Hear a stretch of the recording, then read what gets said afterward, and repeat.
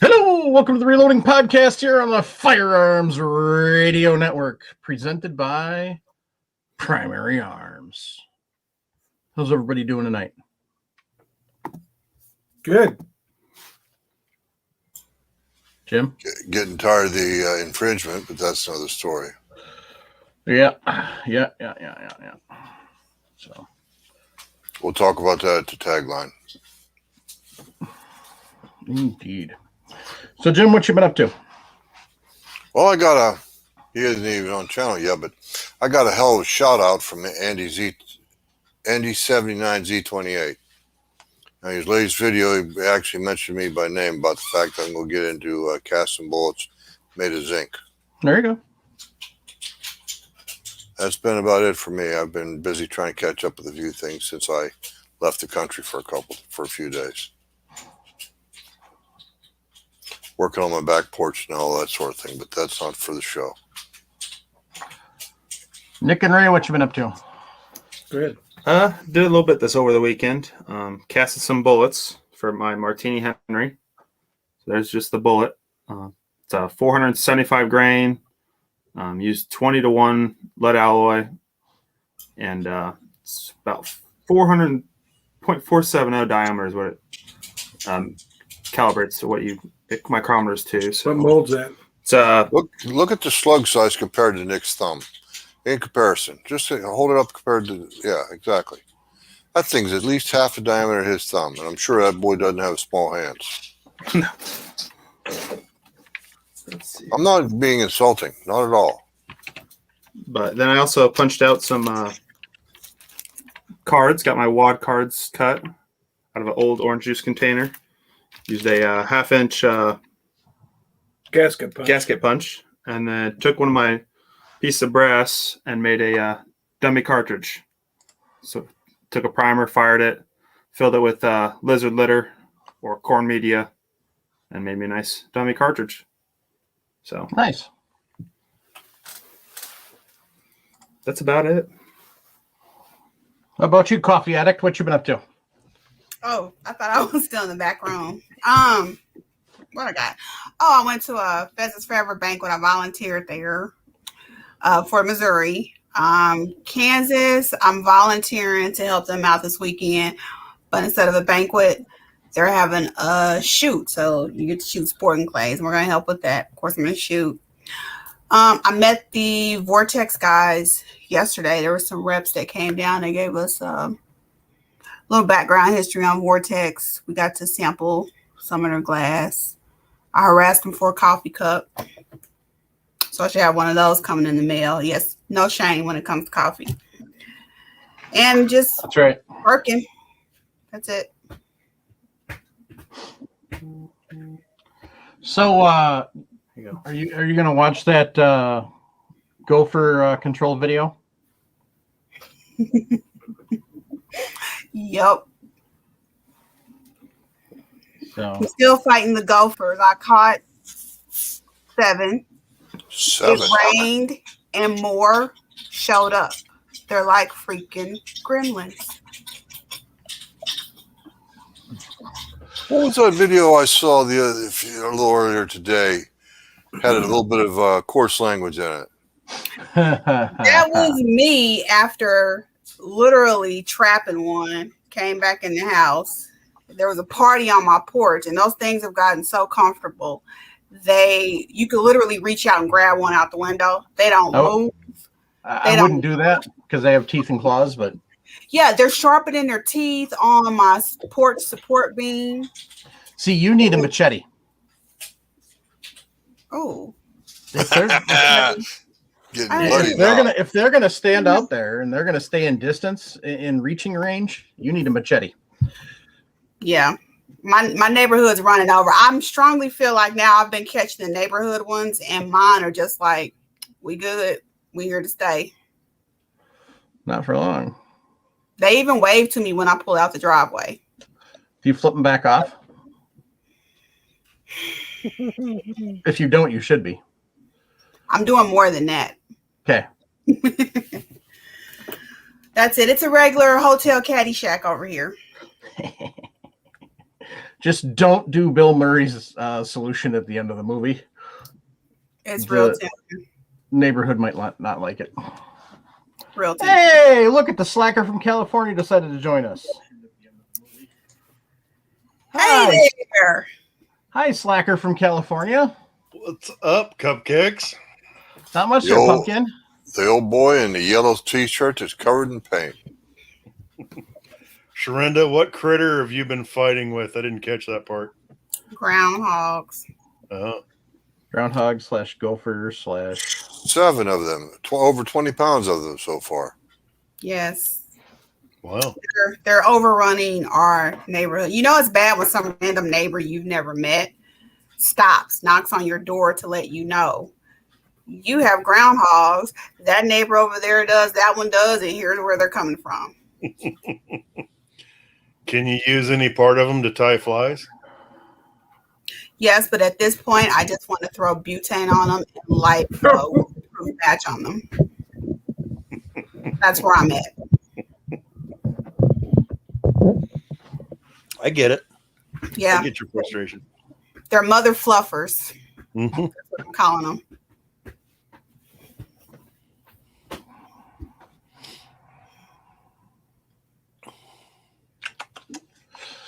Yep. So, Jason, did you do anything in Guns Reloading? I did.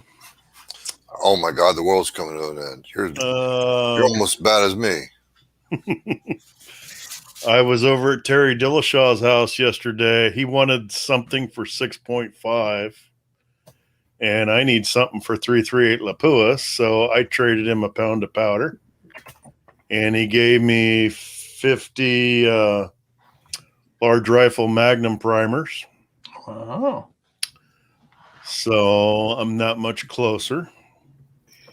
And all that crap that Travis sent me through the mail, I'm loading that up in my truck, getting ready to ship it up to Idaho. I'm going to charge them for their extra fuel consumption. You actually have a shipping address up there, huh? No, but I'll make one.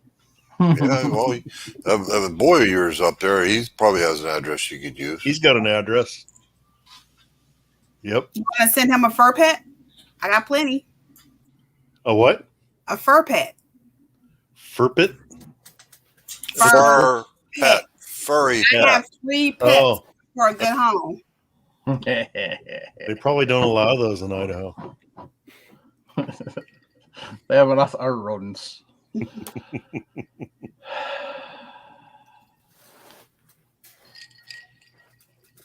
Nick B, try being a farmer and have a raccoon in your silage bags. We trapped 14 of them last week. They poke holes in the bags and the feed can mold. Yep. Yep. Don't ever try to pet one, Nick. Rip your arms off. Yep. And the other thing is, too, that mold is toxic to the livestock. Oh, Yes, but it they're is. so cute and cuddly. No, they're not. Amen, dear. Amen. Anybody who thinks that raccoons are cute and cuddly should have to read Where the Red Fern Grows. Oh, man. That's a killer book. Isn't it? Yeah.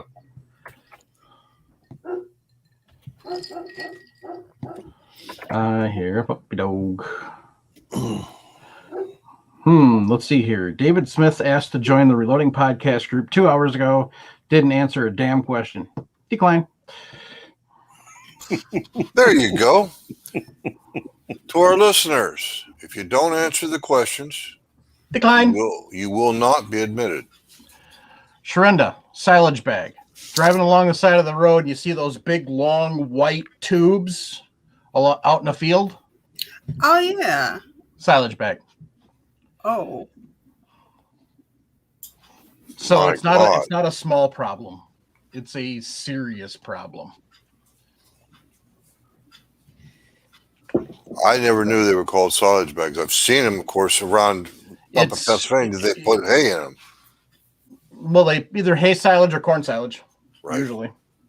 Bulk storage without a building. My Exactly. No need for a silo. So, and no need for silo mechanical stuff that breaks down.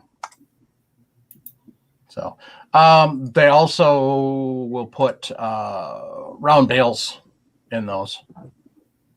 So,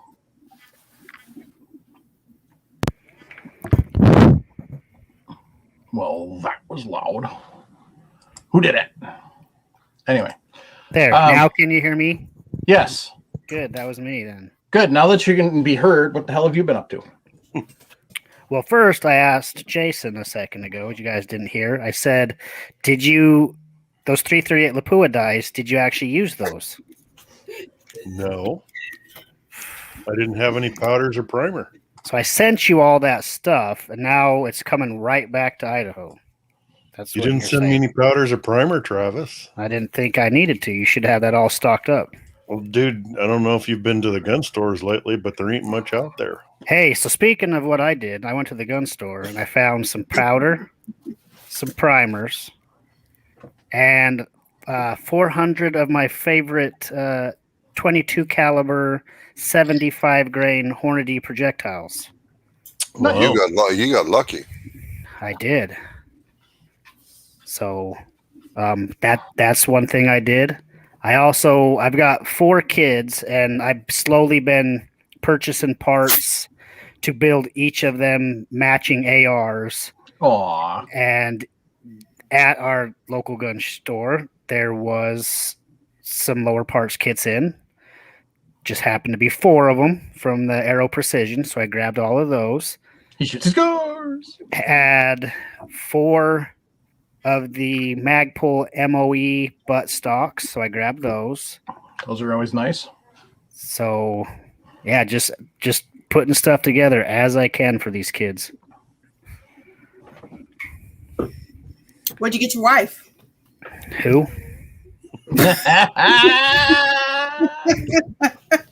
What'd that boy say? Did you say who? How many minutes are we into the show? I gave her, I got and have given her 4 children and a roof over her head. And she's not in the same room with you. Not currently, but I'd say this with her right next to me. You got cojones. And I did just buy her a brand new 2021 car, so she could. Oh, wow.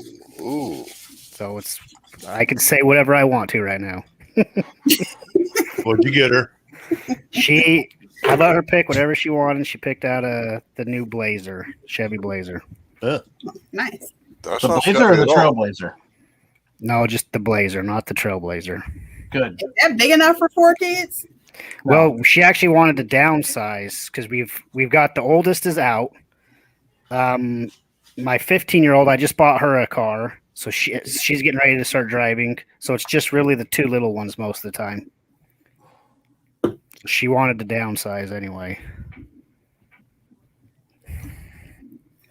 And I actually have a 1972 Chevy Blazer. I am totally freaking jealous. It's pretty decent. It's going into the paint shop here in a probably next month to get repainted. That's a nice looking rig. I like it. It is. 67 to 72 is by far and away the best Chevy pickup and Blazer body style. Yes, and this is the 72 Chevy Blazer podcast. I am also my buddy's. He's got a 72 3/4 ton pickup. Nice. And he's converted his all over to a newer motor, so fuel injected, the whole drivetrain, everything. So that's what I'm doing next. Yeah. Oh, wow.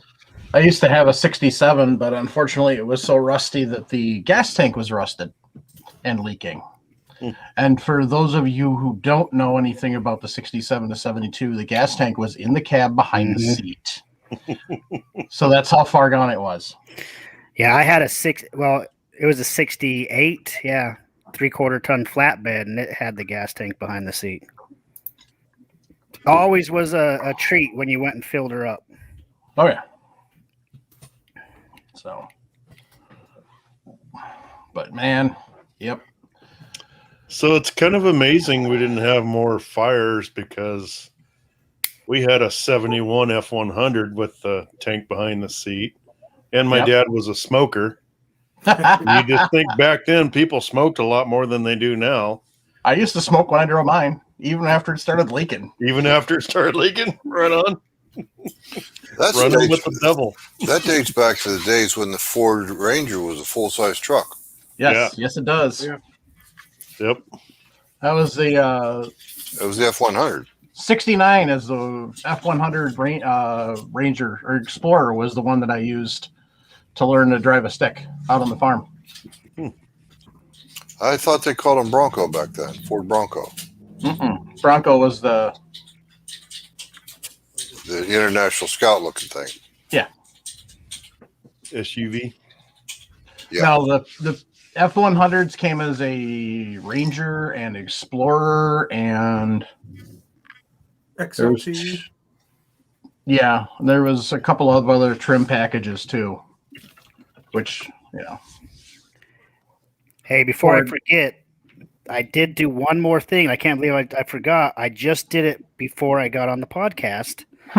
Our favorite projectile company, Accurate Outdoors, let people know they had some stock in. So I picked up, unfortunately, it was all they had. So I picked up 2,500. So you guys might be able to go over there and there might be a couple left, but I think I took all that they had for 9mm, 115 grain, but they did let people know that they had some stuff in stock. And just a little tip. If you guys go to Accurate Outdoors, there's a group for the Accurate Outdoors people. And if you join that group, they let you know when they get stuff in stock before it hits the website and is available for the general public. What platform is that group on, Travis? Well, it's on Facebook. Thank you. But yeah, don't join the, like the page Accurate Outdoors. Go do that. But you have to join the group, Accurate Outdoors group. And Ben, he's the guy who runs all that. He'll, announce what they have in stock, and we kind of get first dibs at it a little bit. that's kind of cool. Travis, tell the truth. They text you, don't they? Unfortunately, no. I wish he did.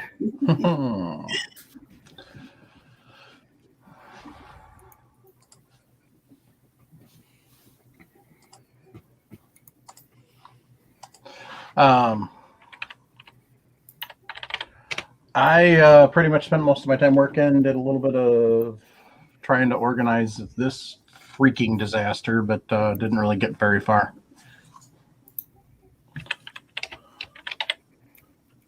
So, do we have a topic for tonight, or are we just kind of freeballing? I have no balls. Oh man, I'm gonna steer us away from that rapidly. I have a question for you, Travis. Have you ever heard of the Taylor factor? It's a formula for calculating bullet performance. It includes all factors: diameter, weight. That you take the bullet weight times the velocity times the diameter and divide that by 7,000. You never heard of that? No, but I'm writing it down so I can look it up. Bullet weight Taylor factor, Taylor. We were discussing it before we went on the air. Ray and Nick and I and Mike. I was just along for the ride. Okay, well, you were included. But anyway, Mike just mentioned it in the private chat, so I thought I'd bring it up publicly.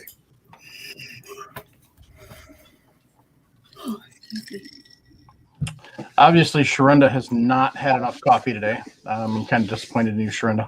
I haven't. I actually worked today. As opposed to opposed to what? Every other day that you work? Still window shopping. No, I'm just kidding. so no Amazon deliveries tomorrow. No, not tomorrow. You get so many, you have to actually check your calendar, huh? Yeah, I do. I got a surprise delivery from this company called Watson's They do seasonings. So that was a treat. And I'm not really sure if that was for me or for my guy. I mean, they had my name on it, but they know he cooks. So it was a win-win. Yeah.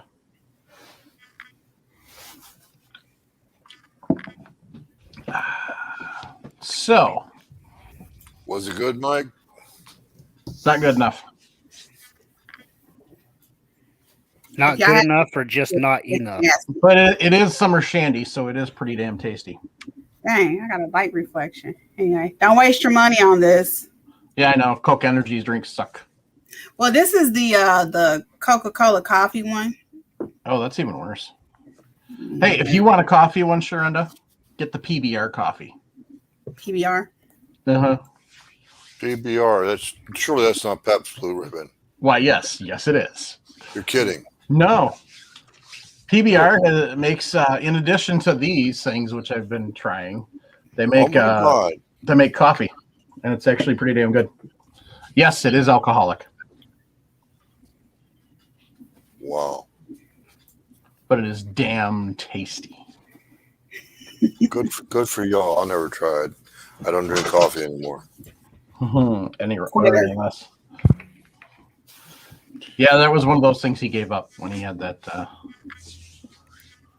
movie. Jim, you drink tea and rum. Yep. And you were in the Navy. Yep. I'm thinking you're British. I learned to drink coffee in the Navy. I was about 19 years old, trying to stay awake on my mid-watch. Add the milk and the sugar to make it palatable, and finally I couldn't stand it, and I just started drinking it black. Right. God, I quit. That was in the 70s, about 72, maybe 73, probably about 1972, and I drank coffee until 2002. So that's 30 years I drank coffee. I drank it as badly as Sharonda does. I've been known to drink 3 pots in one day and go to bed. Rookie. Later. Yeah. And you know what? I'm becoming caffeine intolerant anymore. Yeah, it could be worse. I could be a drunk or a smoker. I used to smoke too. So David Emery said, FYI group, if anybody is looking to make their own primers, check out the primer reloading group on MeWe. That's good information.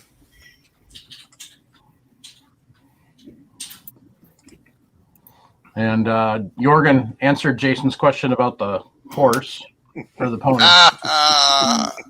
Good one, Jorgen. So He set the bar pretty damn high for whoever his daughter's going to date in the future. Yep. As well he should. So.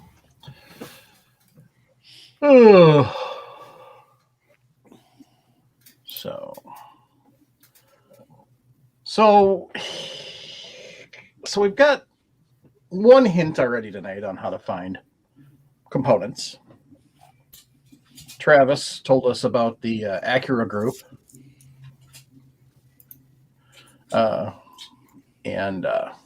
So that's a way to find bullets. What are other ways to find bullets? Well, I think Travis mentioned the other one too. Just drop by your LGS or wherever once in a while when you're in that part of town. Just swing by and see what they got. That's how I used to do it when I was actively looking. Hey, I'll let you guys know too. Sorry, my kids are having a jungle party upstairs, it sounds like. But Extreme, they have quite a bit right now in stock. If you run over there and get some, I think you will find just about anything you're looking for. Yes, at Extreme. I think it's just extreme.com. I don't know. Do they have the website on the box here? I was just looking. I'm sorry, Travis. I interrupted you. Apologize. Go ahead. I just said I was just looking this morning at their website. And ExtremeBullets.com. And they had thousands of 9mm. In 10 minutes, they will not. Yeah, but who wants 9mm, Travis? Everybody. Everybody knows 40 is where it's at. Oh my gosh. Everybody with weak wrists. No, you got to use God's caliber. Come on. Right here. There you God's go. Yay, caliber. Mikey. Good grief. 2 world wars, man. 2 world wars. Well, so the other And Korea. really nice place we could pick up projectiles is cast them ourselves. Right. There's a third place where you can get projectiles. 1, 2, There's a 3. crap ton of places. You What's make the third place, you Jim? make jacketed bullets for yourself. David Emery, Mike, I posted it in the private chat. David Emery Yep. put up the comment at 8:14. Along with today's topic, we should talk about bullet swaging. I make 223 bullets from 22 long rifle shell casings. Mm-hmm. Now we brought that topic up too. There's a topic for us to and I've done it. I've done exactly what he's talking about. I have the equipment out in my shed. So what you're doing is you're swaging. And how do you get the lead? What type of lead? How do you put the lead inside the... So kind of give us a quick rundown on swaging, Jim. All right. Well, Quick crash course. this is going to take a while. But anyways, the first thing you do is you got to understand with swaging, you're rearranging lead under pressure. That's what swaging actually means. You're taking a 3/16 diameter wire, drop it inside the case, and then, drop it inside the case, and then you put a little pressure on it, put a lot of pressure on it. You start thinking PSI, you put some pressure on that, and you force it to expand out to 224 diameter. Okay, now, I forgot to include the fact you de-rim the case and all that.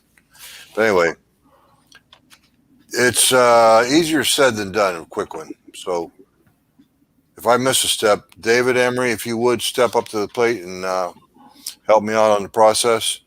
First thing you do is you de-rim the cases. Then you take them, then they become jackets. About a .705 length jacket, which is a standard bullet, which will create a standard open tip bullet of about 55 grains. You can use stick-on. Yeah, thank you, David. You just gave us a couple tidbits on use on stick-on wheel weights, which are all used to be pure lead, plumber's lead. You can't use pure solder. You can't use solder. It's too soft and it's not the right weight. And you should anneal the cases. Yes, that's a good one. Anyway, so you're mashing lead. Is what you're doing. Mashing lead in the cylinders, and then you turn around, you mash it again, more gently this time, and you create a bullet nose. And the equipment is probably not available from either the Corbin Brothers, or not Corbin Brothers, Corbins.com, I think it is. And try the link, swage.com. Swage. As in swaging, you know what I mean? Anyway, so I'm just trying to pronounce the word properly. It's not swagging. I don't care what anybody says. It's not swag or not swagger. Swage. It's not a whole lot different process than what somebody like Sierra does. I mean, really. That's right. The big difference is Sierra, Hornady, Spear, all the big guys, they do it with fast machinery. Correct. They're making bullets to the tune of 8,000 bullets an hour. You're right. Hang on, we actually we have some stuff that we got from the Sierra factory. We went on a tour there one time. He's grabbing the stuff. So go ahead, Travis. Yeah, so Jim, let's just run it down a little bit more in depth, though. You get the lead. You have to make a core. Right. So you're basically just making. Let's just go with 22. Mm-hmm. You're taking, and basically, I've seen it a couple different ways. You tell Jim to say how you do it if I say it wrong. But I've seen where you basically make a rope, basically, of lead. And then you can cut that into the desired lengths you want. And then you run those little pieces through a swager itself and get that to the proper diameter that you need. Diameter and weight. And then you can take that and you can basically stick that into the brass case of whatever. In this case, we're using 22 caliber rimfire cases, and you swage those two together, and it turns that shell casing into the jacket on that lead core. That's exactly right, Travis. Thank you for the summarization. The only part you've left out is the fact that now you've got a cylinder of lead, weighs about 55 grains, and it's inside of a brass jacket. And now you have to form the bullet nose, the ogive, create the ogive on the bullet. It will be a flat-based bullet if you keep it simple. But the process you're talking about, I've done it two ways. You could take and make I used to go and put pure lead in a 1-inch diameter mold, and I'd drop it down in there, and I'd cast 1 pound ingots. And those 1 pound ingots, depending upon the diameter of the lead, with that 1 pound ingot, I used to make about 20 feet of lead wire that was about 3/16 of an inch in diameter. That might be high. It might be about 10 feet. I better not say that. But anyway, so you make a certain length of lead wire out of 1 pound and 1 inch diameter ingot. So you're actually putting it in a big shop press, 30-ton shop press, and you just start pushing down on it with a plunger, just like a piston and cylinder works. And you made quite a bit of lead wire that way. The other way,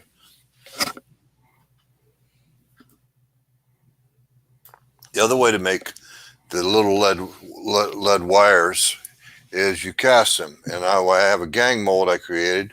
A lot of people will use the Lee Production or Lee Precision, Lee Precision, a blank mold. They take and get they drill out the holes 3/16 diameter. Doesn't Lee Precision make a 10 cavity shot mold or something like that? Well, some of the folks are adapting that with a 3/16 diameter drill bit. So now they got a gang mold of cast 10 lead bits of wire, about an inch long or thereabouts. You have to take and play with it, but they actually cast right out of the bottom of the Lee production pot, pure lead into an aluminum mold, and they make little lead wires, and they swage that off. But the swager Travis is talking about is actually a weight reduction die. What I'm talking about is you take and put with a piston over here, you put your lead in, you put your plunger in there, and you put a lot of pressure in it, and the lead comes out through bleed holes and it's perpendicular to the axis of the swaging die. Yeah. So, Now you got to keep in mind, right, Jim? This you're taking and reducing. It's not just one and done. This is a process. It takes a lot of force, right? I can't remember. You do use a lot of lube, if I remember right. That's right. You use lanolin. Yes, pure lanolin. And this isn't a process to make a huge quantity because it does take so long to make one. That's right. Full Lead Taco, he's got the full set, and I want to go down there and actually have him show me this because it actually is super interesting that we can do this. This is, to me, this is like us casting, but above. I mean, this is a better process, but it's super slow. So what Jim's doing, you're not going to go out in the barn or the garage and make 1,000 of these.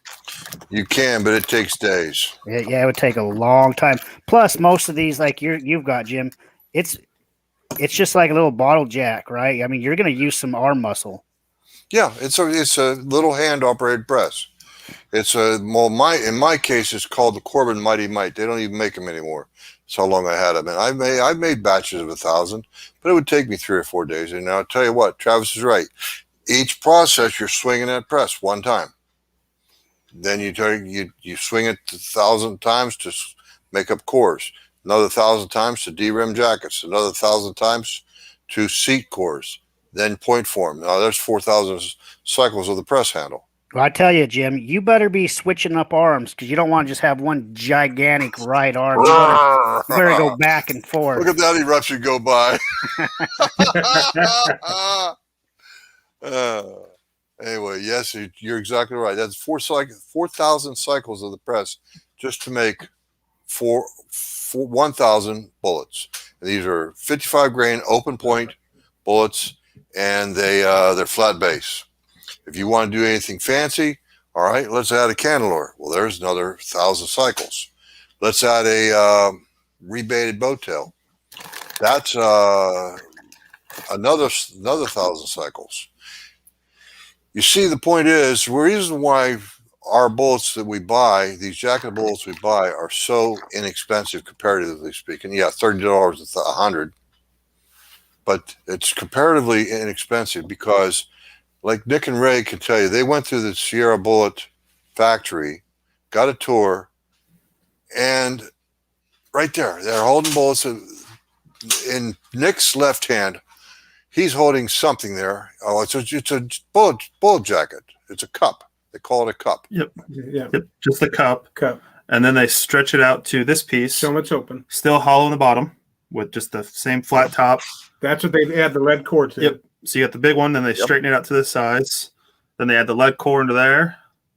And then you get your standard They swage it out. swage out to your projectile. Mm-hmm. Exactly. But what you're talking about there includes another step to make that boat tail that I haven't expressed. Yeah. But these guys, these bullet makers, jacketed bullet makers, manufacturers, the big ones, they're making them by the tens of thousands per hour. Yep. Yeah, it's quite an operation. If you're ever, well, I don't know with COVID what they're doing right now, but if you're ever in Sedalia, Missouri, especially once COVID's over, if you have the time a day, it's awesome. Just go through the factory tour.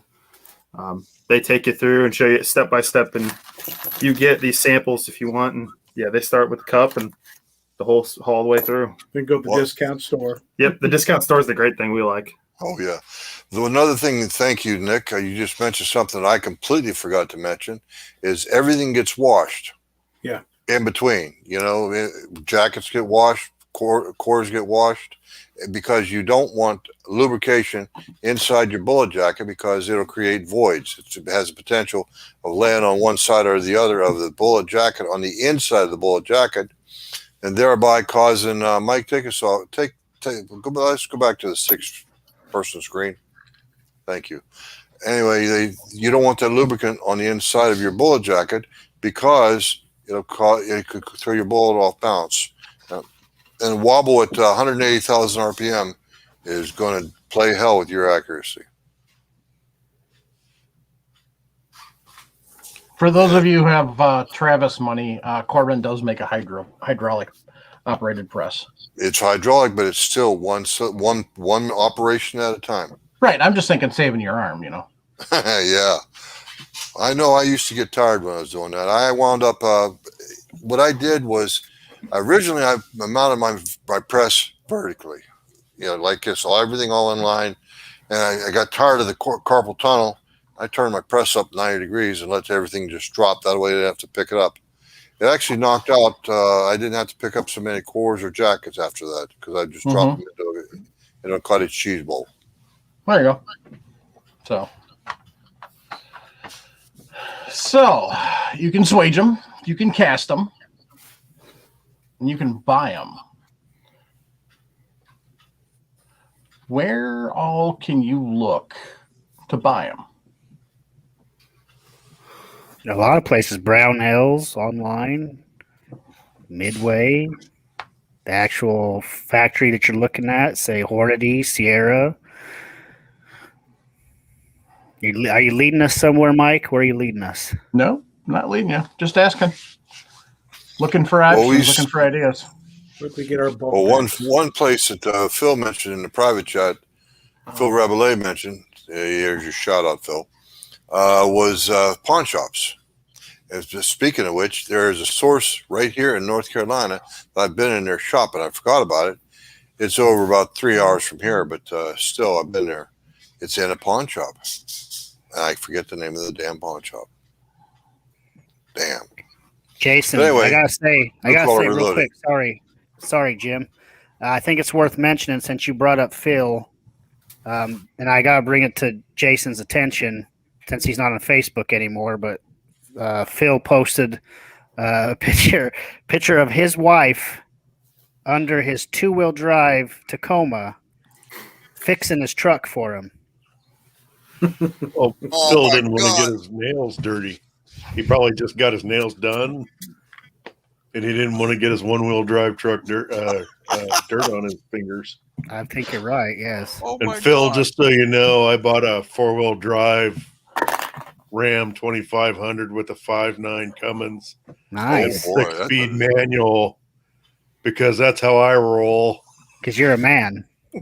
You're gonna need that shit to haul all your stuff all the way up to Idaho. I got to haul all that crap that Travis sent me up to Yeah. Idaho. When you come to Idaho, we don't settle for that 2-wheel drive crap.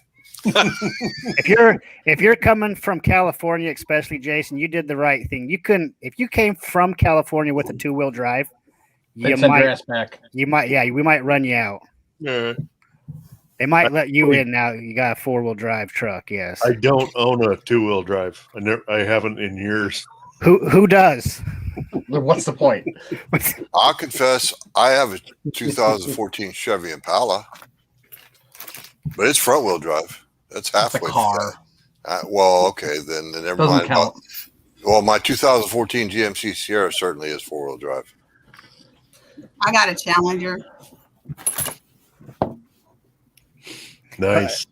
So No. It's a car. It doesn't count. V6. Oh, bad. So you got the VS6 and you didn't even get the all-wheel drive version? What the hell? Hey, look.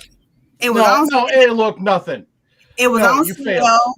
You failed. All-wheel drive was like $12,000 more, and I like my 24 miles per gallon. Uh-huh. Plus, it's cute. Well, And yes, at I least do you can drive still drive sideways in the winter. I still drive it in the snow too. Yeah, you can still drive it sideways in the winter. No, I drive it pretty good in the snow. I You haven't should got be driving it sideways, damn it. Get off the schneid here. Come on.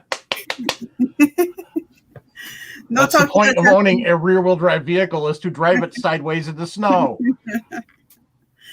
I haven't done that yet. I Slacker. did that shit years ago. You know, if you need me to, I will be more than happy to come down there and teach you. Hopefully by the time it snows again, I may have a truck. So we'll There's nothing see. wrong with growing in a truck. I'll Well, teach you how to drive that sideways too. Exactly. I done it in my 2011 GMC Sierra. Went sideways in the parking lot on purpose. Yep. here in Idaho, that's what we do for fun. We go hit the church parking lots. Whips and Exactly. donuts. Just do the Brody. are y'all pulling my leg? No. No. I did it No. with Marissa, her nephew, her daughter-in-law, and her brother. And it's like I Whipping did with donuts is 5 serious adults in there. business around here. You bet. Sharenda, when I was in high school, we went to a church parking lot and we built a ramp out of snow. And I had a Chrysler New Yorker and it had a turbocharger on it that kicked in at 12 miles per hour.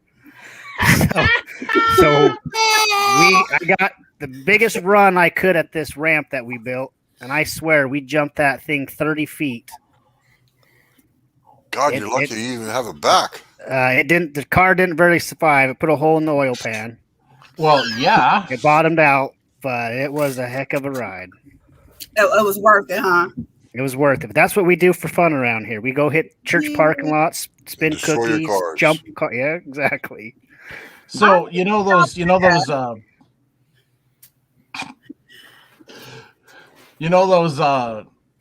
like loading docks made for like out on farms made out of railroad ties. Yep. Yeah. We launched a 3/4 ton Chevy off of one of those. Ooh. Hey, I got to throw something in here. Raymond McKnight. That's why you can't afford guns. True. He drives his car sideways in the sunny weather, dry pavement, with a 550 horsepower Mustang. Well, that's because it's a Mustang, so they all go sideways. In case you haven't watched videos, they all go sideways, usually like off into the curbs and into trees and shit. Ooh, slam, bam. Damn. Oh, dang. Fuzzy D48's now giving you crap. Shrenda says all big game hunters have 4-wheel drive trucks. Sounds Hey, like well, groundhog in my to me. defense, I had the car before I started hunting, so So his car's almost paid off, so I might as well keep it. Yeah, if it's paid off, keep it and then get yourself a truck. Yeah. Raymond, that sounds yeah. I'll throw a deer in there in a minute in that trunk. It will Hell hold. yeah. That's right. So, but yeah, no, they deserve to be driven sideways. So, if you're not sure how, let me know. I'll come down and teach you. Okay. Bring some stuff when you come down too.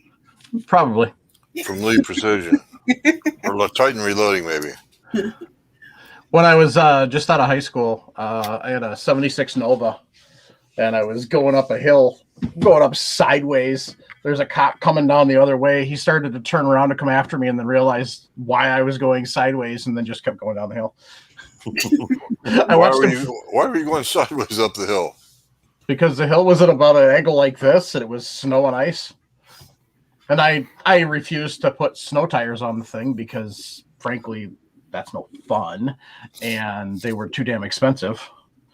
So, yeah, I was just... You learn how to play with the throttle and you just kept going. I never got stuck. So I used to drive cars like hills like that in my VW Rabbit years ago. yeah, but rabbits are they're just torque monsters. Yeah, it was diesel Rabbit. It had even more torque. Oh, crikey, that. Yeah, I had a '83 Scirocco. I could put it in first wheel or in first gear. They were fast. Oh God, those were fun. The only problem is it was $4,000 at 70 miles an hour. But I mean, I could just put it in first gear and just dump the clutch and it would take off and go by itself, even up like nice steep hills. Yes, that was a fun car. Yeah. I drove Rabbits for 20 years, but we're getting off topic. Way off topic. Only a little bit. Well done, Travis. Well done. I applaud you. Where's mine? Anyway. Well, see, as Tom Gresham says, whether you're car guys or girls or gun guys or girls, you're all doing the same thing. You're taking money and turning it into noise. So technically we're not off topic, but anyway. So a lot of your components are going to be harder to track down, like especially your powder and your primers, because of the fact that there's that stupid hazmat fee. There's another reason too, Mike, and I just experienced it here in North Carolina because of the Colonial Pipeline. Panic buying. People are stocking up, and there are gougers out there that, if I ever catch one, meaning, if I ever see him in action, I make it a point to remember his face and write down his name and hope that he gets stuck with his brick of 22 ammunition and he wants to sell for $100. We've all seen it. We all have heard horror stories like that. That's one of the big reasons, because people are stocking up and they're holding on to it. Jason remembers back in the day of when I used to advocate 2012, when I used to advocate stocking up, because you never know when Groundhog Day is coming. You might need what you got hidden away. Yep. So I bought so much stuff that it hurt. Yeah. I'm still working on that stuff. So if I'm a new reloader, I'm kind of limited. I got to find equipment. So that's where your pawn shops are going to come in handy. That's where eBay and Craigslist and garage sales or rummage sales, whatever you call them in your area, yard sales, eBay. Whatever you call them in your area, those are going to come in handy. Just your point, Mike. I told you guys, I don't know if I said it on air or not, on our local Facebook marketplace, I picked up that Hornady lock and load AP off of there used. Yep. I just bought a lead pot off of eBay, the Lyman Model 61. Yep. It was on eBay. What you do is you put a search in and you tell eBay to save that search. Once you do that, it'll annoy you to death until you delete that save. The nice thing is it adds stuff to it too. So say you've got a search saved for a Lyman 61. When somebody posts a new one, eBay actually adds that to your search. So when you bring that back up, it'll show it. Mm-hmm. So you don't have to research every time. So gun shows, you can find stuff, but that's where you're going to get nailed. Yep, just like buying stuff off Gunbroker. So eBay right now is the same way. You got to be careful. You got to know. Right. You got to know what things are worth, but you also got to know what you're willing to pay for. I mean, if you're looking for something and it's a little bit more than normal and it's what you want, then go for it, get it. But also, it's a good thing to research and know what you're buying and what it's actually, what the actual price should be, not just picking stuff up because it's there. And it's a bad time right now for new reloaders to get into reloading. If you're going to get into reloading, though, post at your local gun ranges and say, "Hey, I want to get into reloading. I'm looking to get into reloading. If you're interested in getting out of reloading, call me." Well, or email just me. real quick, I've been throwing out some websites lately, but here's a good one. If you're interested, write this one down because it's a really good resource, and the website is called bobcatarmament.com. It's just a local. It's not local. It's I would say it's a small family-owned kind of reloading online store. This guy sells stuff. He doesn't jack the prices up. He sells stuff online. He'll also purchase stuff from you. So if you want to sell some of your stuff, they'll buy it from you and then they'll resell it on their website. If you go look, there's a used section. They've always got some used stuff on there, and they do get some good stuff on there, but it doesn't last long. So if you go to bobcatarmament.com and you keep searching, every other day or something, you might find some used stuff that comes available and you can pick it up for an actually good price. And then he does get new stuff in all the time, and that's a good place to pick it up because he sells it for what it's actually supposed to be. I personally haven't seen him jack the price up on stuff. Like I said, right now I want to buy a case feeder for that lock and load. On eBay, it's going anywhere from $400 to $700 for that case feeder. Normally they were $300. Yeah, and Bobcat Armament, he's selling them for the actual retail price right now, and I think it's $399-ish. So I'm not going to go to eBay to buy that because I actually, have researched and know what the price should be, and I found a good place to go and purchase that from. So if you're looking for used stuff or whatever, just do a little bit of research and don't get ripped off. If you got to pay a little more than what's normal right now in these times, that's going to happen, but just don't pay twice what you should. I'll tell you another good source is there's several auction houses here around our area that either buying out estates or old gun stores, and they'll have strictly guns and ammo reloading auctions. And like Travis said, if you know what things typically go for, you can get pretty good deals. That's like my press. My RCBS rock checker I just recently got. I knew, retail, they're right at $200 in normal times. I was willing to go to the $200, if not more. And I ended up getting it for right at retail. So in the box, it was in the box. Brand new in the box. So, well, Shrenda, you remember I was telling you a good thing to do is kind of make friends with some of the older people or maybe the widows. Go mow their lawn for them or something. Then just like, hey, did your husband ever reload or hunt or whatever? And kind of get yourself. You find them before they start losing their sight. Then you ain't gotta wait for the obituary. Hey, so we all know, Jim, watch out if young kids come around wanting to mow your lawn and then they start asking about reloading. They got ulterior motives. You, sir, are shameless. I don't know if you guys know. Well I done. don't have children.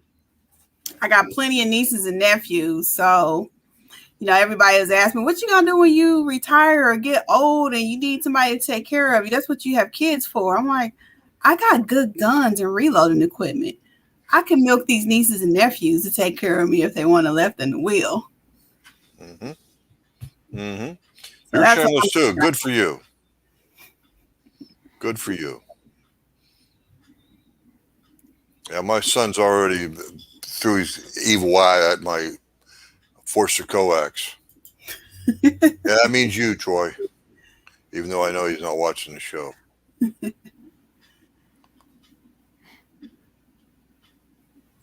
Anyway.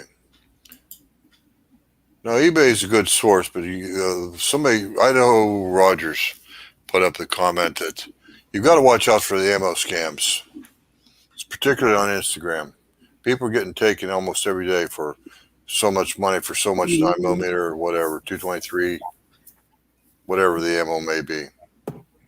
Hey, real quick, I want to just point out, do a little shout out. Looks like we've got I would say, in my opinion, a reloading celebrity amongst us, and that's 76 High Boy Reloading. Tell us about him. Tell us about him, please. Well, just if you're on YouTube, just type his name up. You'll see plenty of stuff about him.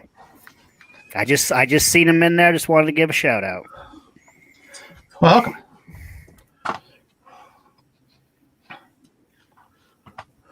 So, Holy crap. I use my psychic powers to find components. Hey, if that works for you, sure. Michael Dunn put a comment up that someone in a reloading group just posted a find. They went in someone's garbage dumpster and found a zero press in excellent condition. Oh, you get people that are stupid and double charge a case, and all they want is to be done. And sometimes they're so stupid that they just throw stuff away. Yeah, that's true. So, but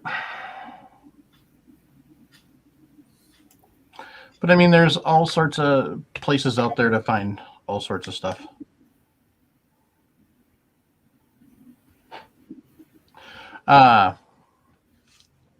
I think we have a liar amongst us, and his handle would be 76 Highboy Reloading. His comment, highlighted, Mike, please. His comment, oh, whatever, you humble me. I don't even know how to reload, Highboy. Mm-hmm. Yeah, it says I differ. I'd have to look how many videos that guy has, but So, yeah, he's got a couple videos. yep. So, Mike, here's another celebrity you might want to look into. Sam from Panhandle Precision. yeah, I've heard. I don't have a lot of time to watch videos and stuff. So all my extra time is usually spent freaking editing or other stuff. So, David Emery says he finds some of his reloading supplies at the gun range all over the ground. So, brass. Yep. Not as much now, but you still do. You can still find hulls at for trap ranges. So, Not at my gun club. yeah. So, It's funny you say that. Range. Good, Nick. Go ahead, Mike, it's funny. It's funny you say that because Nick and I have gone to our local ranges we go to here. Over the last 6 months, there's several members that are leaving stuff on like a trade table. Like if they've got old 30-06 brass or old 8mm brass, they'll leave that. Kind of anticipate you to leave something that you don't need for the next guy. Kind of like a pass it on type deal. oh, that's kind of cool. Yeah. David Emery said, and lead as well. Yeah, some of your ranges aren't reselling that lead, especially indoor ranges. And instead of them having to pay somebody to get rid of it, you can volunteer to take it from. So, or offer them a few dollars on the pound. Yep. A few cents on the pound. Because if they're an indoor ranger, they've gone through the bullet trap, Yep. So which means the bullet's usually destroyed. yeah. So it's a matter of melting it down and I'll tell you, I've recovered lead from an indoor range, particularly it was 22 range, and it's a lot of work, but it's worth it. I mean, you get thousands of pounds of lead. Thousands of pounds of lead, folks, at an impact site. Yep. Bullet berm, rifle berm, gun berm. Yep. You can do that too, especially if it's your own private range. Dig the berm up. So you guys live in areas where that's the norm. Here, our rangers contract companies to come out and clean it out, and they do whatever with it. They won't let us pick it. Right. Because they have to because of laws and other stupid stuff. Yeah, lead restrictions and all that. But Sharenda, move into the countryside instead of living in the city. When you get time, create your own bullet berm. With my job, I have to have good internet. Hey, here's another source, and as we're doing this podcast, it happened to me right here. So talk to your friends, let your friends know what you're looking for. So I literally just right now had my friend text me and said, "Hey, I found You don't some have more." any friends. Who you fooling? Okay, I had some associates, There you people I go. know, say, "Hey, I'm at the gun shop right now. They have this. Do you need some?" I said, "Absolutely. I'll Venmo you the money." So letting friends know what you're looking for, and if they happen to come across it, you've just doubled your manpower by having one other friend or associate having an eye out for stuff too. Stupid question. What is Venmo? What? You got to remember I'm that 68 years old. Jim is an old man. He's on the verge of Fine, passing roast away. my ass, but tell me and- what it is. Do you know what PayPal is? Sure. So it's just another form of PayPal. Just consider it like that. Okay. It's yeah. You owe me money. You can send me some money. Do you know what the internet is? You can electronically send me some money.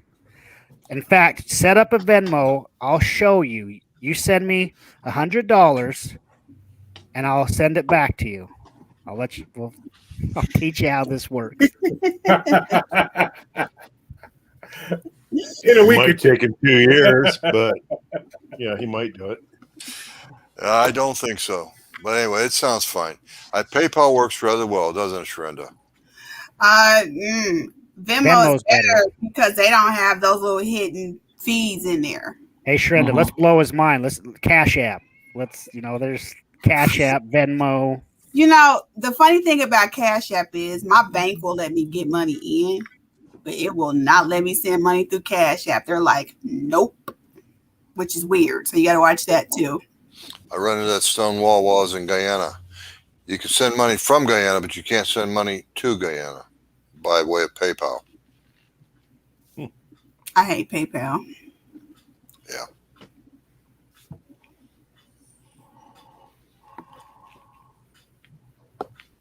PayPal is one of those ones that support anti-2A folks, but that's not for this conversation for now. So SoCal Reloader said, I always hear people finding reloading stuff in yard sales or spot meat, but here in California, I just don't find any. I'm in the wrong state, I guess. Yeah.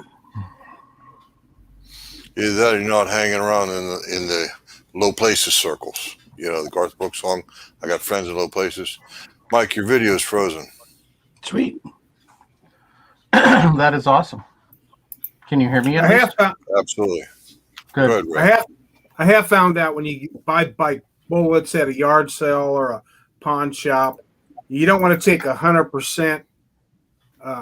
That say you buy 308 bullets, that they're all going to be 308 bullets. I've had some where it's got different caliber bullets in there, so you're going to have to mic them to make sure what you got. Yeah, I had an older lady one time. I bought a bunch of stuff from her. Her husband passed away, and he had you know how we are. We have little boxes of 100. We use so many. There's so many left in the box. She just dumped them all together in one coffee can. So there was Oh a my bunch God. just mixed. She thought she was saving space and Mhm. wondered why there was all these different, boxes with 20 here, 30 here. Mhm. She just dumped them all together. But you have a scale, your calipers, you can sort, and time, you can sort through all that and get it set out pretty good. Yep.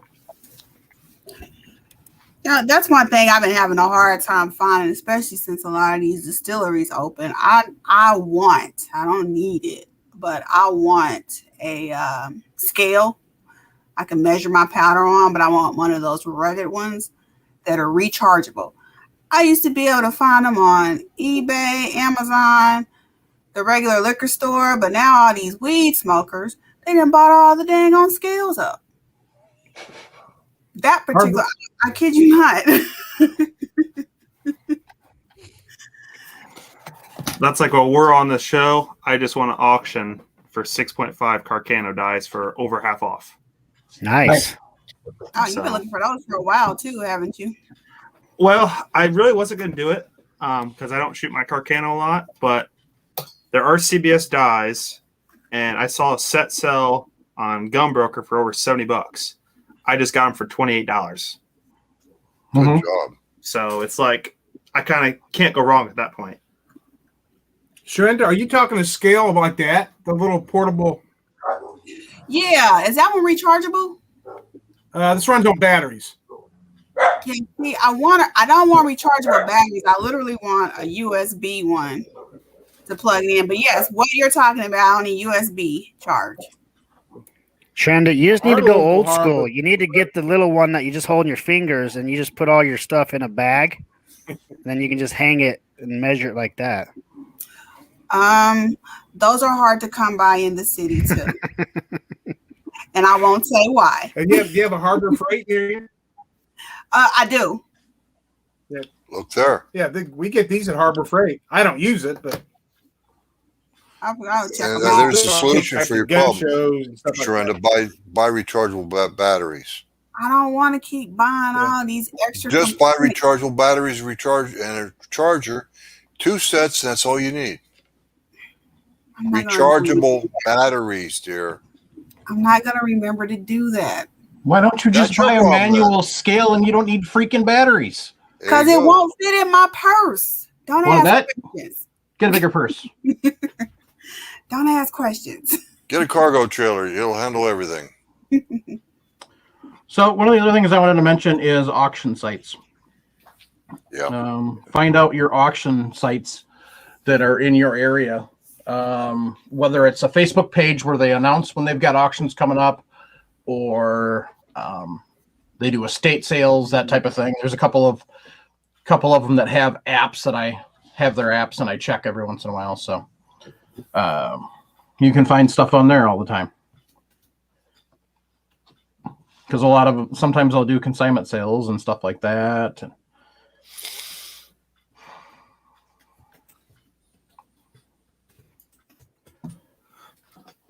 That's like the auction house I use is a national, actually international auction house.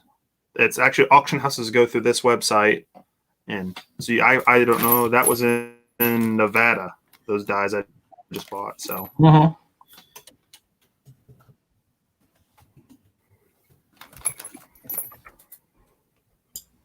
Used to be, forgive me, this is me showing my dates, but $30 would buy a set of dice from RCBS, new dice. Mm-hmm. And now Well, I'm 6.5 Carcanos, yeah. But 6.5 Carcanos have gone through the roof. Yep. I wonder why. Because of Royal Tiger bringing all those new rifles in from Africa. So that's another thing. When you get all these new rifles in the country, you're going to have gouging on dies, brass, projectiles, stuff like that. Mm-hmm. So That's 6.5 Carcano. Does it happen to be the same bullet diameter as a 6.5 Creedmoor? well, modern ammo is, I believe, I haven't mic'd a 6.5 Carcano a while. The original round was actually a 268. That's a tad fatter than 264. So my plan is eventually when Lee starts to get their 6.5 mold back out, it actually runs a little high or a little bit bigger diameter. It's like a 0.268 right around there, from what I've been reading on the forums. So I might end up just getting that, or go like with because the bullet mold that I just got for my Martini Henry is actually made by Accurate, and we actually really like it so far. So I might end up just getting a mold from them for it. So Accurate Molds makes a fine product. That's my 40 caliber bullet mold. yeah, this was our first one. So what's nice about them is you can customize the bullet mold specification: shoulder, nose, shank length, whatever you want. You can you get it in pretty much the range of weight you want. He's doing something with CNC to take and be able to bore those molds out like that. Doing a great job, as far as I'm concerned. oh yeah, it was great quality.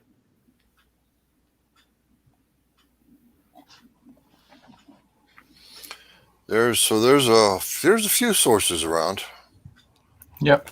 You have to go by way of the unconventional, mom and pop. Go check out that gun shop that might be 35, 40 years old, and the folks thinking about retiring, and they got a box of bullets in the back, just what you want, for a price that they labeled it at 15 years ago. Mm-hmm.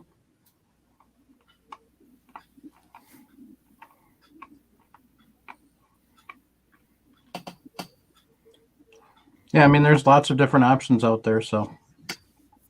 Get a little creative, I guess is what we're trying to tell you. Yeah, don't give up easily. Dig, dig, dig, dig, dig, dig. So, but be smart about it. Like, where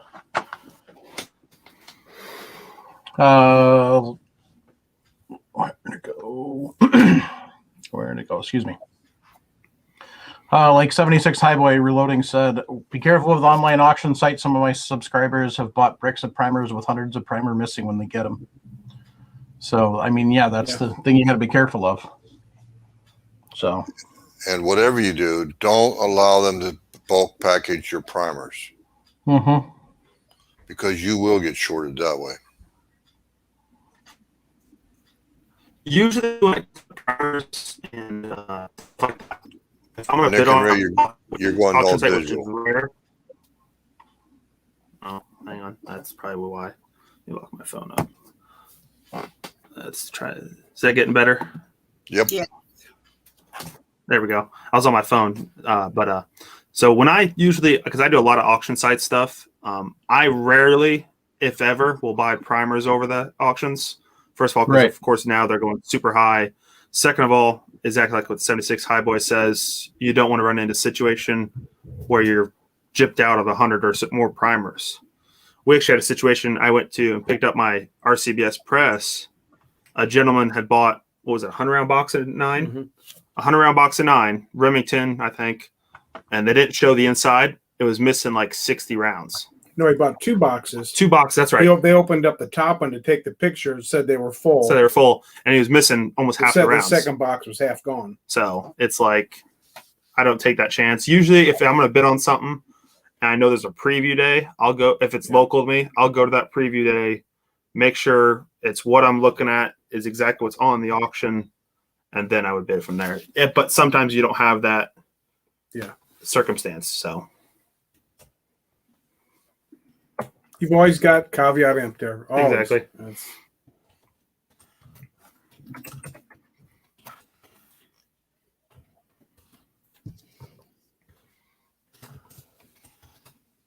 Hey, Coffee Addict, did you see your love note?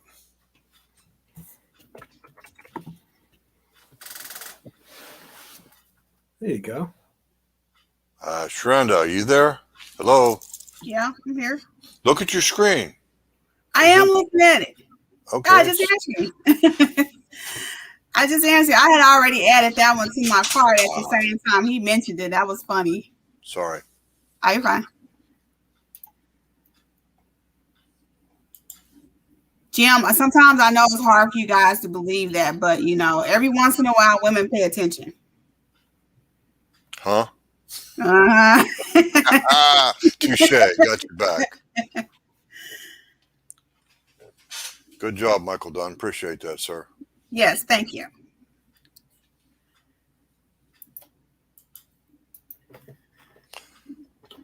See you later, Travis. On Craigslist, you can post wanted ads too, that you're looking for stuff. That still exists? Yes. Travis had to go eat his Chick-fil-A that his wife brought him. His Chick-fil-A is more important than us. So, yeah, Craigslist is still a thing. You just have to be careful because the Craigslist gets wind of it, they'll delete your ad. Well, it depends on how you post it. Exactly. So, but You can say things like center fire components. yeah. So there's lots of different things. This is a big if. If this current ammo scare, if we ever get back to normal, you're going to have a lot of people that got into reloading, find out they didn't like it. They're going to give out of reloading, and you're going to find some components and equipment fairly cheap. Mm-hmm. If You'll we find a lot have, of guns too that way. yeah, Yep. if we get back to normal, Eventually we will. yeah. But it'll be Yeah. like those before where before we had, 3 cents, 2 cents a round for a 22 long rifle, and that went up to 6 cents, and then 6 cents was a good price. And then it went back down. Occasionally you could find some 4 cents and 5 cents. Yeah. Now you're going to be looking at, 8 to 10 cents is going to be a good price for 22 long rifle, and 6 cents will be an amazing price. So,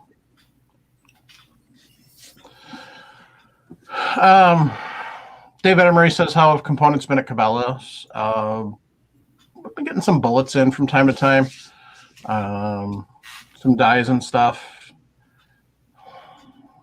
Every once in a while, primer and powder, but not that often.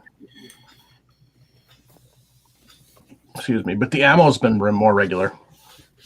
Yeah. So especially 9 and 5.56 223. You're going to have to forgive this tinfoil hat conspiracy theory freak, but that's just another. What's going on is another way of controlling our ammunition. Well, just remember April 19th, 1775. What were the British doing wandering around the countryside? Getting sniped at. Well, yeah, but why were they out there in the first place?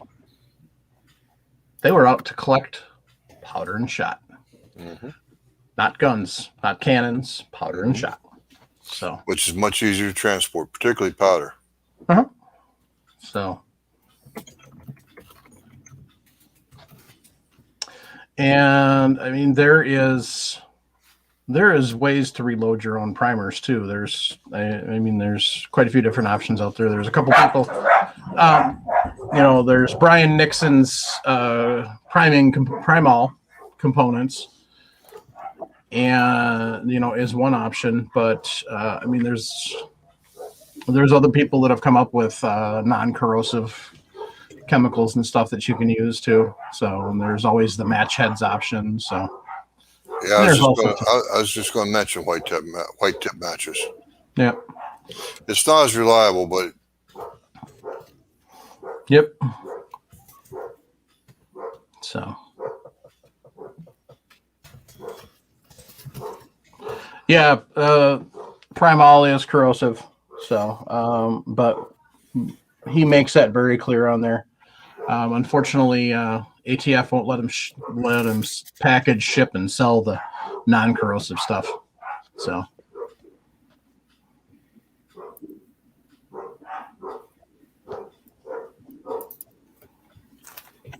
but I mean, it's just a matter of if you're willing to spend the time. You can do one of two things when you're looking for stuff right now. You can either spend the time, or you can spend the money. It's all depending on what you have more of. So if you have more time than money, then you can spend the time to do the digging into the newspaper ads and that type of thing. Keep checking your normal supplies places. If you have more money than time, and you can always find the people that are selling it for a higher price and be done. So all depends on what you got going on. Our local big box chain store has had a metric shit ton of bullets come in at pre-panic prices. Mhm. It's just Nice. getting the primer and the gunpowder is non-existent. Yeah. So Yeah. Is it non-existent or is it it's obscenely overpriced? Well, no, they had powder in about a week and a half ago. I didn't make it out there, but I had a couple guys on one of our gun club groups posted the photo, and everybody was saying what the price was. It wasn't bad. I think like a pound of. I think they had some H223 or I can't remember. No, it's 355. Yeah. I think it was like $31, which isn't terrible. The primers are The primers are where it's getting expensive. they disappear quick. Yeah, I think our local place when they have them is about 40, 50 bucks. 40, 50 bucks a brick, and it doesn't last a couple hours. Well, it's good that it's still 40, 50 bucks a brick instead of 70 or 80 or 90 or 100. Yeah, So- around here it's rare we haven't gotten a lot of price gouging around here. Yeah. That's good. So But like I said, if you've got the time, and 76 Highway Reloading, just said the same thing. He says, just hit every store you can, hit them every day, every day. The components are there, but you have to increase your frequency of going. Yeah. mhm. So, I mean, that's the thing that's if you have the time, then that's what you're going to do is you're going to hit those spots. Start, if you can find phone books still, then start looking. Otherwise, what some people are doing is they're taking Google Maps and then they're opening it up on their computer and they're spending literally hours going through that map, looking at all the retail spots to see what they are. Is this a gun store that I missed? Is this something that could be there? And there's people that are doing that because they have the time, they don't have the money. It's starting to get a little better as far as your powder and primers. It's still basically the same, but I mean, we've been getting some in, so that's kind of an amazing thing. So, but we're still not there. So,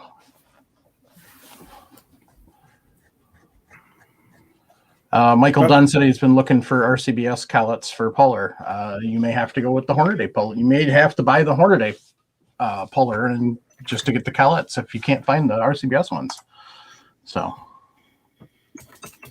a lot of these companies, the big national companies, they have wish lists that you can add this stuff to, and then when they actually have it in stock, they'll send you an email. Now, you better be paying attention to your email, and you better be quick on the jump with ordering that. But so Patriot 72 just nailed it. Mom and pop smaller shops can have honey holes because people assume they don't have much. Get away from the major cities. You'd be amazed at how many local hardware stores have reloading supplies and all sorts of other crap that are out in the middle of nowhere. So,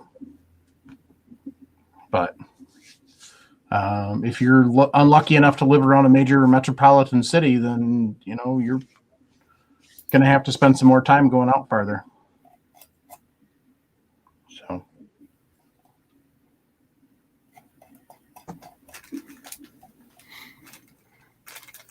So,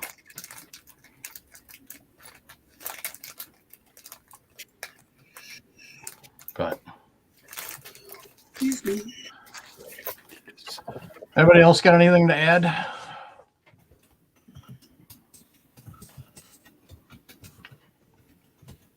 No, Paul out. I haven't seen Alliant. Don't sign off yet, Mike. Okay. Yep. Nope, I haven't seen a Alliant powder lately. So we've been getting IMR and Hodgdon and Winchester, which is all the same company. Let's see what else. That's mainly what we've been seeing lately. No Alliant, no.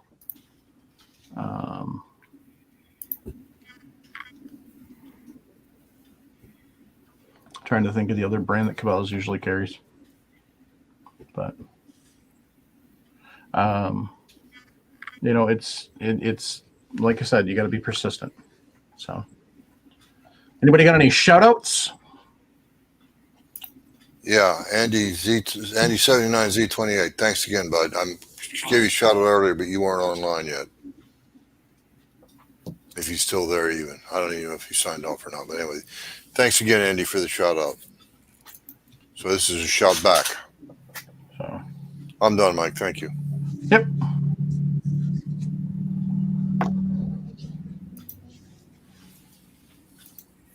Anybody else? Shout outs? Anybody? Well, let's give David Emery a shout out because he's had he must have considerable knowledge of these fringe groups that are on MeWe. I actually asked him to contact me over there because I had no idea there was a reloading primer group. I didn't either. Thank you, David. Appreciate that. You know what? We need to promote, Sharenda, we need to promote our Women Reload 2 groups. You know, a lot of girls aren't even aware of it. Sometimes I wonder. Yeah, it's kind of. So I'll save that for offline. Okay. Thank you, David.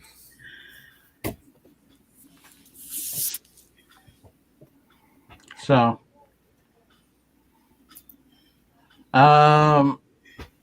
you know, there's companies that you may not necessarily think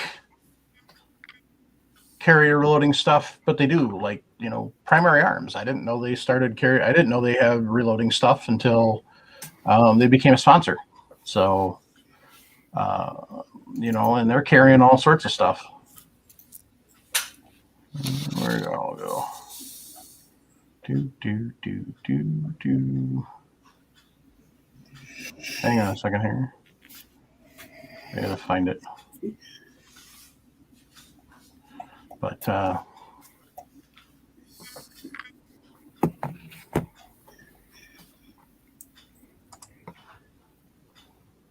where to go?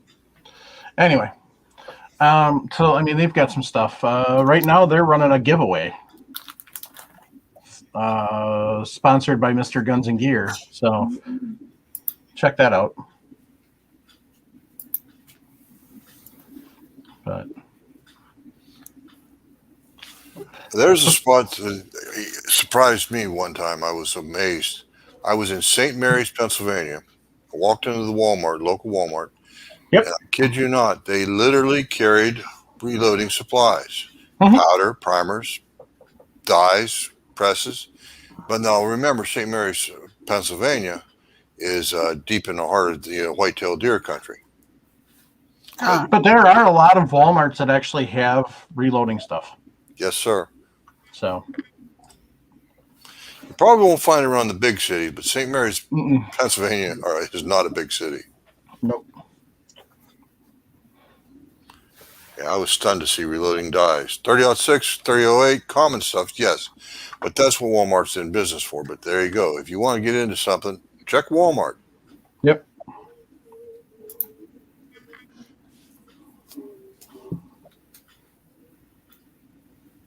And the reason what this comment came about was two comments here from 76 Highboy Reloading. Ace Hardware carries components in a lot of locations. Now he's out.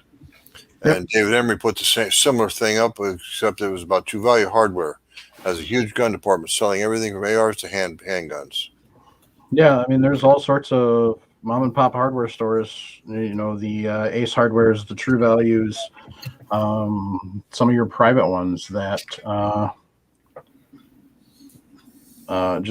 you'd be amazed at what they actually have.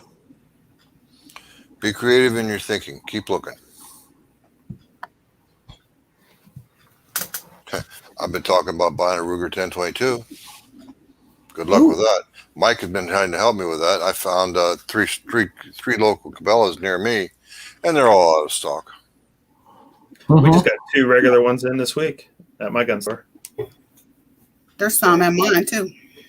You're probably going to wind up watching the website, Jim, and when it shows up on the website for ship to store, ordering it that way. Yeah, I know what you mean. Well, for one thing, I spent a lot of my money on that lead pod. So, Yep. the Ruger 1022 is going to wait a couple months at least. So I found the primer group, but I'm looking through here, and there is probably 10 times as many reloading groups on MeWe as there was 6 months ago. Yep. So, and a lot of them are buy and sell. So obviously. Oh, and hey, Jorgen, there's an Alberta Rugged Outdoors one. So, and there's a Canadian hand loading one. So there you go. A couple of north of the border stuff for you. So, but anyway, back to primary arms. So if you go into all products, then you go to ammunition, then they have the option for reloading down in there. So they have ammunition for sale. Like I said, one of the biggest things that I like of primary arms is that hide out of stock option. So, I mean, it really cleans up your search for what's actually in stock versus not. So you're not going to spend time looking at pages of stuff that's not in stock. So, but I'm looking at their prices for stuff when they do have it, and they're still pretty reasonable. They haven't done any massive increases. So, now, so everybody's aware, Winchester did do a price increase across the board with their ammo and the reloading components. And that was retroactive on orders, even if they went back to last spring, like a year ago spring. Winchester just said flat out, they gave warning in February, this is our price increase, this is when it's going to happen, and it will apply to back orders. So if you see the Winchester prices going up, that's why. Well, they announced it. That's right. You said that a couple weeks ago. They announced a price hike. Mm-hmm. So.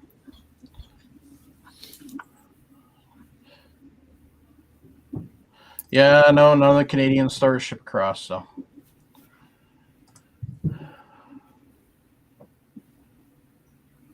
All right, gang. Well, I will want to take time to thank everybody who tunes in every week. Thank everybody who joins us on the live show. Thank everybody who, when they're watching the live shows, give us likes or thumbs up and all that fun stuff. And everybody who sends us emails and text messages. Emails are reloadingpodcast@gmail.com. Text messages are 608-467-0308. You can leave us a voicemail too.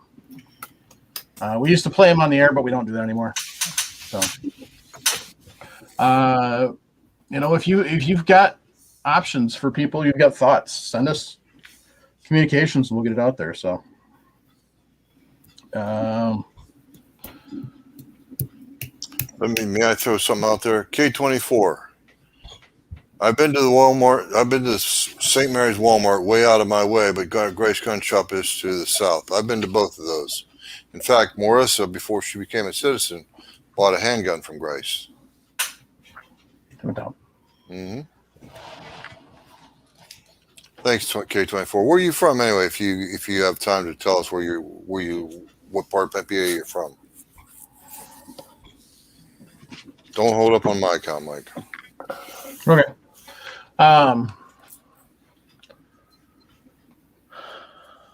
Yeah, and if you know of somebody that's looking for stuff and you know that there's some sitting out there, or say you're sitting on a couple of presses, maybe loan them a press.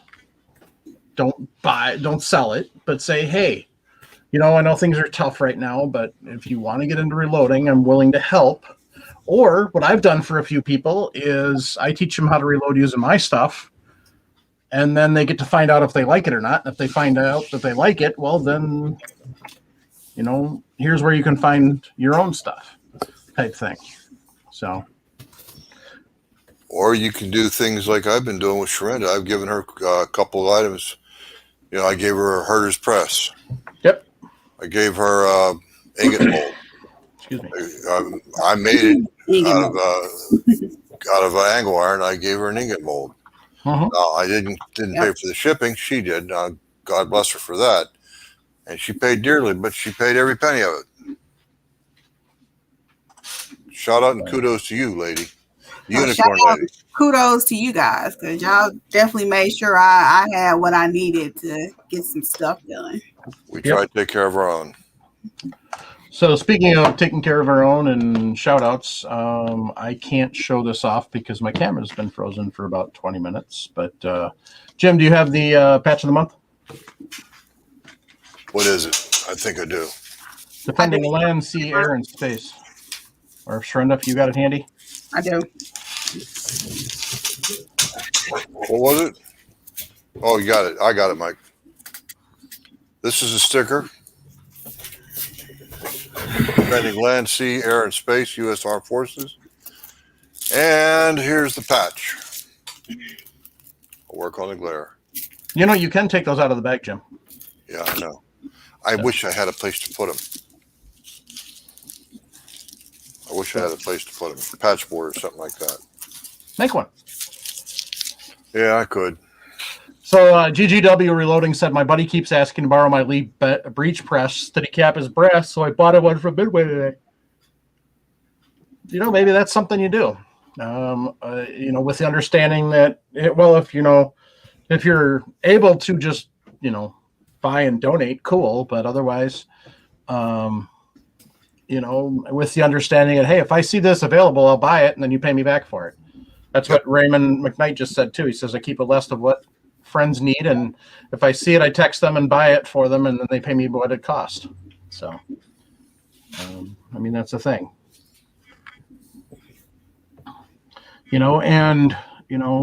Maybe it's one of those things where you make some contacts or with people that maybe are hoarding and say, hey, this person wants to get into reloading, wondering if you would be willing to help them out, that type of thing. And a lot of times you're going to get told no, or maybe you might get told to F off, that type of thing. And you just file that in your memory banks. But you bet. There's some people out there that would be, maybe they're hoarding, but they're like, yeah, I can give out 100 primers to help this person get into reloading, or whatever the case may be. So some people will, some people won't. So, but it's going to be a while before it gets better, but it is going to get better.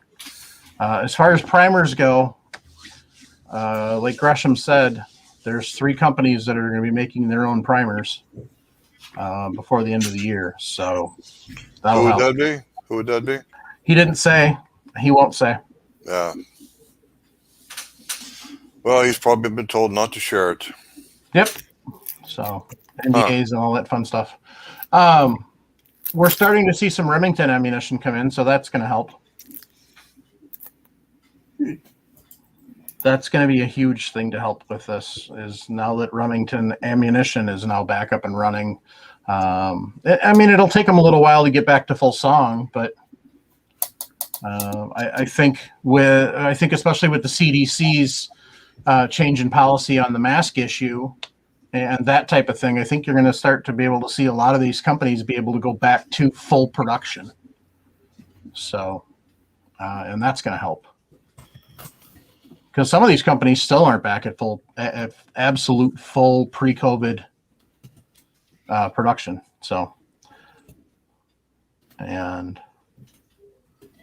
eventually we'll start getting some stuff from overseas too, as the shipping gets straightened out, because that's still all backed up. So,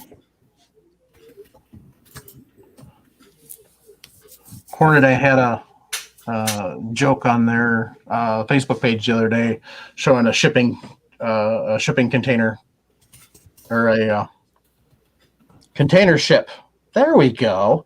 container ship going by, and it says, here goes your shipment of Hornady bullets. So Cabela's, or not Cabela's, Brownells did the same thing with the SS Brownell. yep. So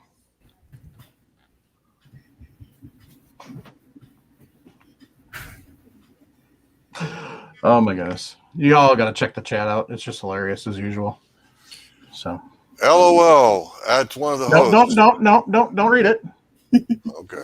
Stop. When I say you got to check out the chat, that means they got to check out the chat. It doesn't mean you read it. It's called a tease. So that way they go watch the video and check out the chat. Silly. Anyway. Well, that's pretty much all we got for tonight, gang. So on that note, like I said, remember, send those emails to reloadingpodcast@gmail.com. If you want to send a text, even if it's just to talk schmack, send emails, send the text. We're on Facebook, we're on MeWe, we're on Discord. Discord's probably the nicest place to be. MeWe's second, and Facebook's Facebook. So we've also got Instagram, where if you want to share photos of what you got going on, show off your loads. So What's the hashtag you want them to use so you can catch it? and then just tag Reloading Podcast. Okay. No specific hashtag. So What pound Reloading Podcast, no space? whatever it is set up in Instagram, I don't remember. So, but yeah, I mean that 608-467-0308 is literally just like a regular text, so you all can text to that. So yeah, Sharenda, show off your pet groundhogs And your video, including that rough language in that video. Look at the lady turn pink.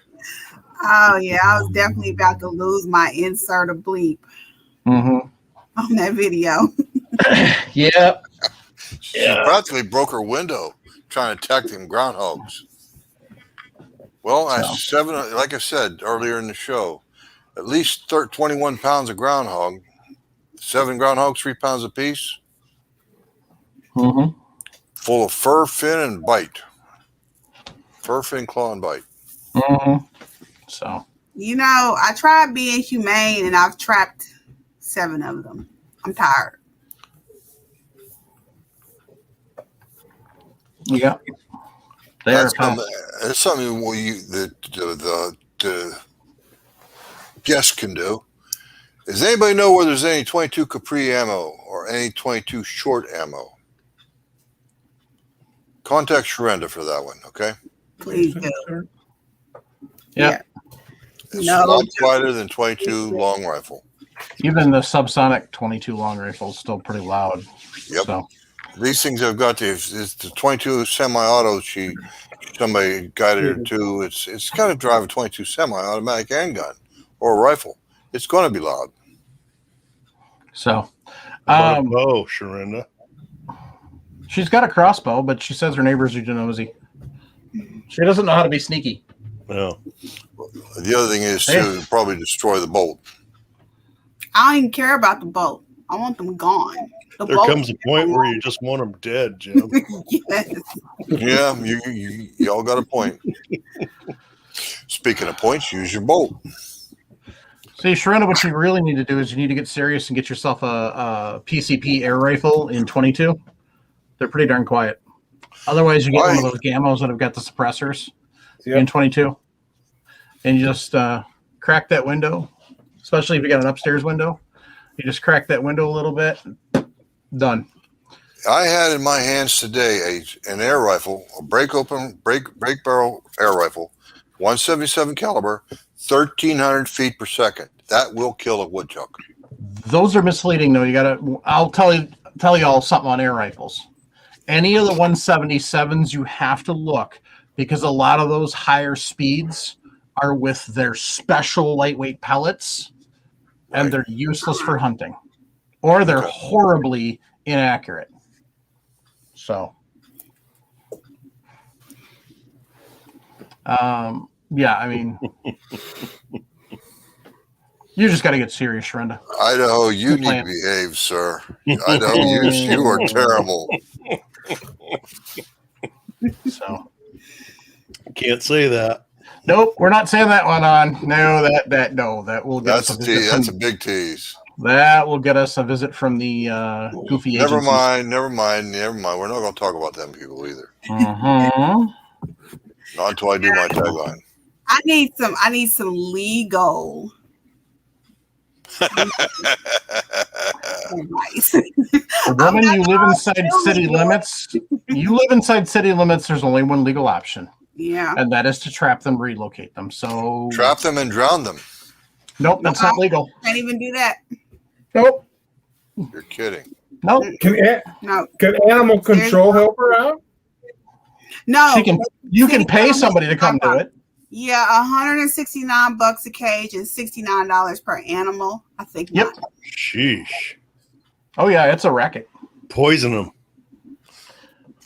No, They the don't problem need with that. The problem with that is all you have to do is poison one cat or one dog, and you are so screwed. Yes, and you know how some people are about their pets. Patriot 72 said they taste like venison. No. So, no, not eating them. Nope, not even gonna think about it. Even the fur's not worth anything. So. Nope. Hey, I'm hoping West Covina Dodge. the neighbors will turn their heads the other way. Is that the arm? None. I'll let people look that up. yeah, y'all need to look that one up, but I'm not reading that one out loud either. So there you go. Raven Knight said juicy fruit gum kills them. I don't believe that. You never know. Anyway, that would be too long of an option. So, Yep. They'd have to starve to death for it to kill him. so anyway. All right, gang. Huge shout out to our Patreons who help make this all possible every week. Just grateful for all of them. And on that note, gang. What about Primary Arms? Did you do the bid for them? Yeah, you don't pay attention much, do you? We did that like 20 minutes ago. Okay. On that note, keep your brass shiny. Be an asset, not a liability. Jump on the mill short bus. Teach them to shoot when they're young. Give me some legal advice on how to get rid of these groundhogs. You already got it. And you're Gun control is not about guns. It's about control. You, the people I'm pointing at, you on the other side of my camera. Yep. Good night, all. Good night.